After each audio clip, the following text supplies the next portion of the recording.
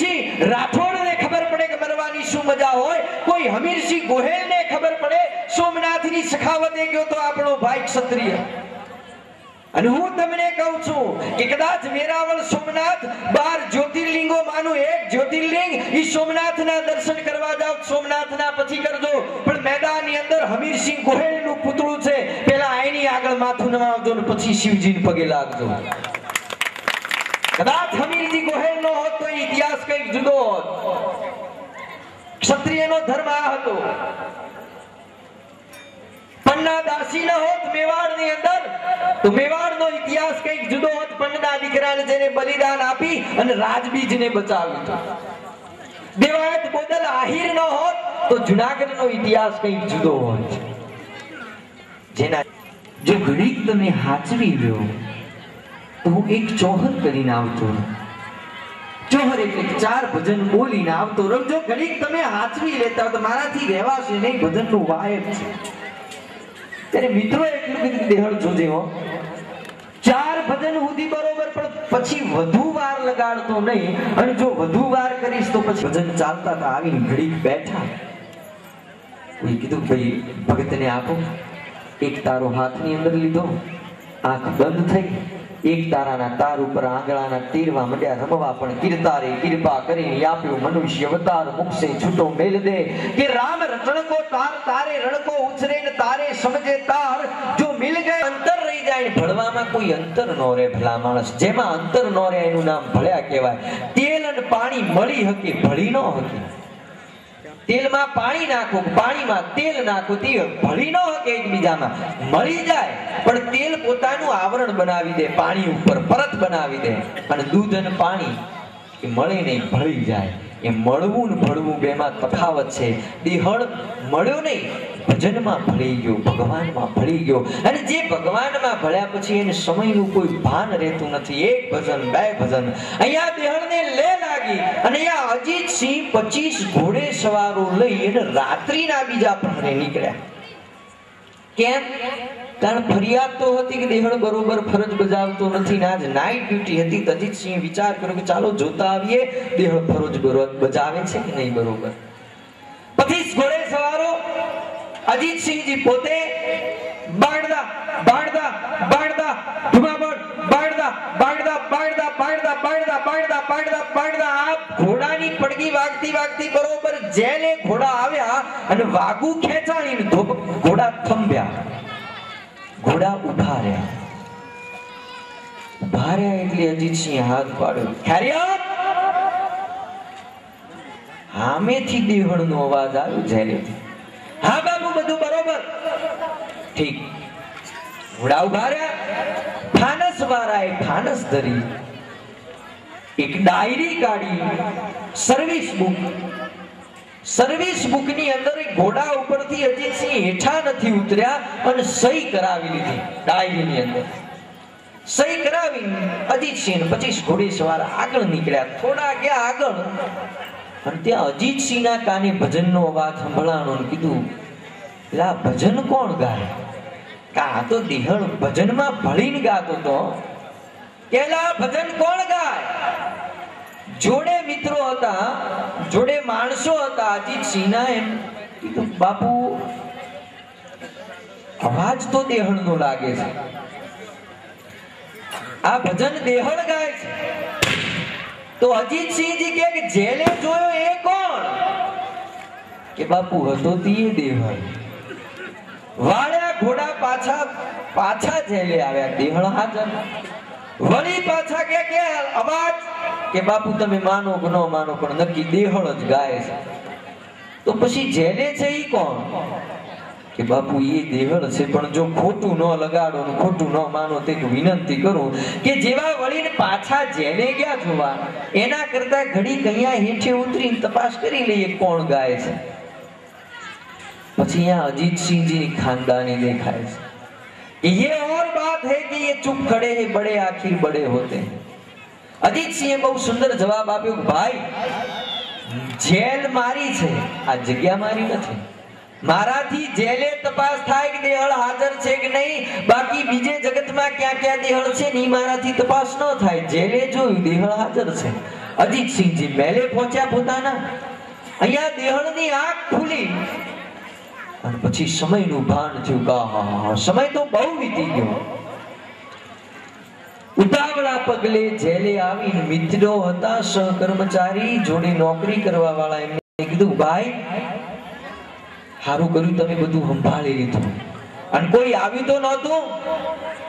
આમ આશ્ચર્યચકિત દેહણના સામું જોઈ રહ્યા. દેહણ તું શું બોલસ? કે કેમ? કે શું કોઈ આવ્યું નહોતું?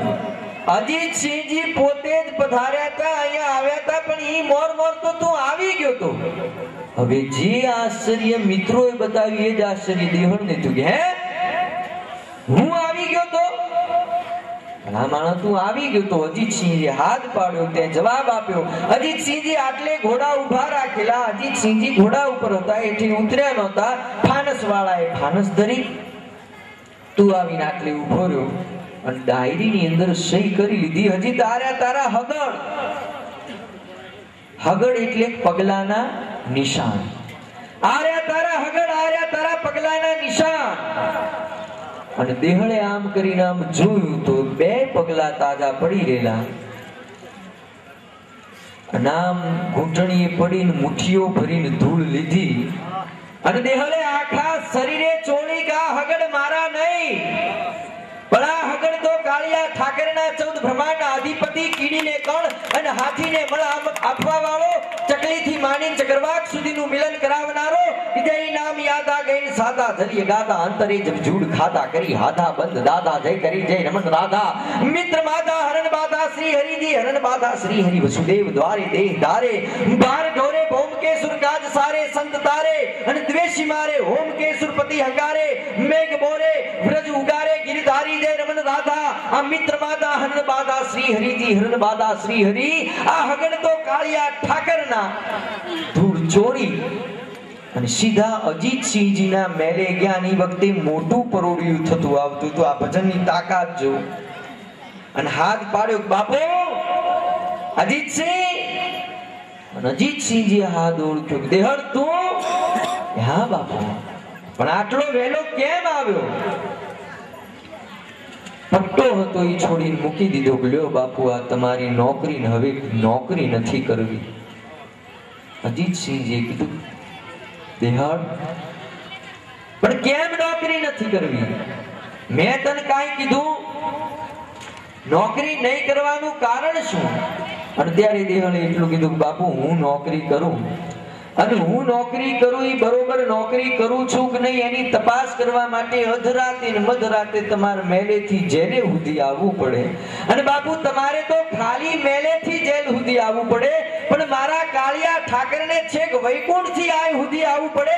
એક પાપી પેટ હાટું સીધ મારા નાથને આટલી દોટું કઢાવો. અને ધાંગધ્રાની અંદર આજે એ જગ્યા મોજૂદ છે, કાપેલી ધાર જેને કહેવાય, વાવ છે. ત્યાં દેહળ ભગતની જગ્યા છે. જઈને કોઈને ખાતરી કરવી હોય છૂટ કે આ બનાવ હાચોક બારૂડજી ગપ્પા મારીને જતા રહે, ધાંગધ્રા જાવ તો પૂછજો કાપેલી ધાર ક્યાં આવી, અહીંયા કોઈ સંત થયેલા કે નહીં. 2 જ મિનિટની અંદર પ્રસંગ પૂરો કરું. આ દેહળે ભક્તિ કરી, પણ જોડે નોકરી કરવા વાળા મિત્રોએ દેહળને કીધું કે દેહળ ભક્તિ તે કરી પણ ફળી અમને. કારણ સજ્જનના જોડે બેહવાથી ફાયદો થાય ને દુર્જન જોડે બેહવાથી નુકસાન થાય. એટલા માટે બહુ સરસ દોહો કીધો કે કરત કુસંગ ચાહત કુશલ. સંગ અવળો કરવો છે ને જોઈએ છે કુશળતા. કરત કુસંગ ચાહત કુશલ, એહી બડો અફસોસ કે સમુદ્ર કો માન ગઢ ગયો, આ તો રાવણ બસ્યો પાડોશ. સમુદ્રનું સેતુ બાંધ્યું, પણ સમુદ્રનો કોઈ દોષ નહોતો. દોષ એટલો હતો કે એના પાડોશમાં રાવણ હતો, એટલા માટે એને એટલું બધું દુઃખ ભોગવવું પડ્યું. તો હારો પાડોશી હોય તો હારું, નકર અવળો પાડોશી હોય ને તો એના પાપે આપણે કંઈક વેઠવું પડે. હે સજ્જન હોય તો સજ્જનની સુવાસી મળે. દેહળના મિત્રોએ કીધું કે દેહળ ભક્તિ તે કરી પણ ફરી અમને જગતના ચોકમાં અમે કહી શકશું કે એક ચોઘડિયા સુધી અમે 14 બ્રહ્માંડના અધિપતિ હારે નોકરી કરેલી છે. કારણ તારું રૂપ ધરીને નોકરી કરવા આવ્યો. તો આ ભજનની તાકાત ખરેખર બહુ સુંદર. સજ્જનો શ્રોતાગણ, અને ફરીથી હવે ભજનના દોર તરફ આગળ વધીએ. અને જેના ચર્મ ચક્ષુઓ પરમાત્માએ લઈ લીધા, પણ જેના જ્ઞાન ચક્ષુ અંદરના ખુલી ગયા. કોઈ કહે કે ભાઈ આ ગપ્પા મારી જ્ઞાન ચક્ષુ ખુલ્યા કે નહીં, અમને શું ખબર પડે? પણ જ્ઞાન ચક્ષુ ખુલ્યા હોય તો જ ભજનમાં ભળ્યા હોય, નહીતર કંઈક બીજું ગાતા હોય. પણ અંદરના કંઈક ચક્ષુ ખુલ્યા તો ભજન સંતવાણી તરફ વળ્યા. એવા લીલાજી ઠાકોર, એમની વિનંતી કરીએ કે આપની સમક્ષ ઉપસ્થિત થાય, કાર્યોથી વધાવી લો. સુરદાસ લીલાજી ઠાકોર.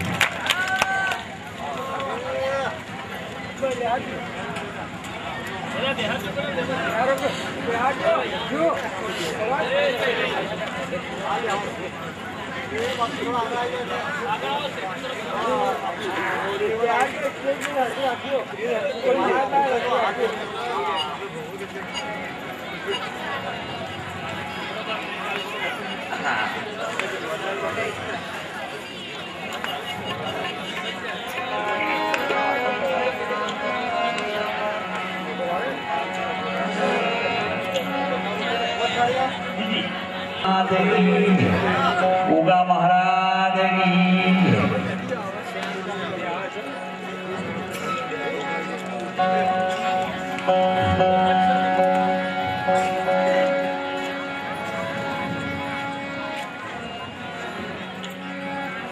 तो गुरुपद पंकज पुराय शिव विनंती शारदा અને ગુરુ તણા જસદા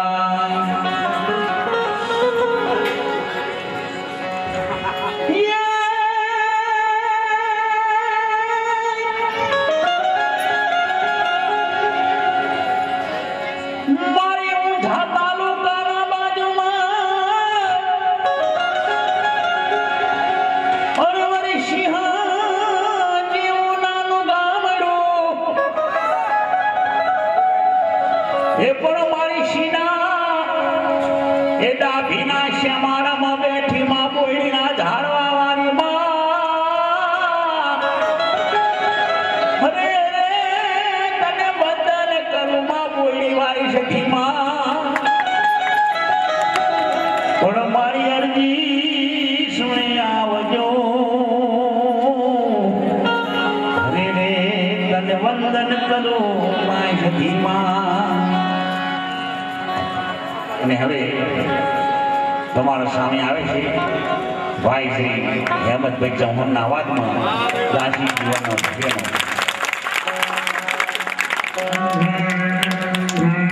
અમારે હેમંતભાઈ ઓમ સાગર કેવો ગારે જોજો.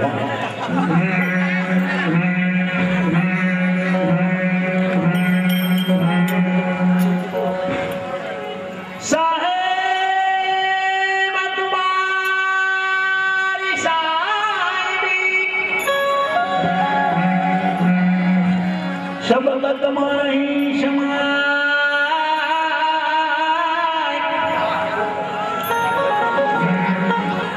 મેદી કેરા પાનમાં હો જમલાલી રહી છુપા.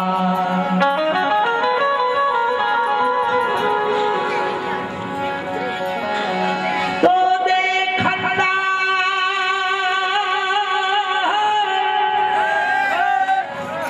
ये कोई याद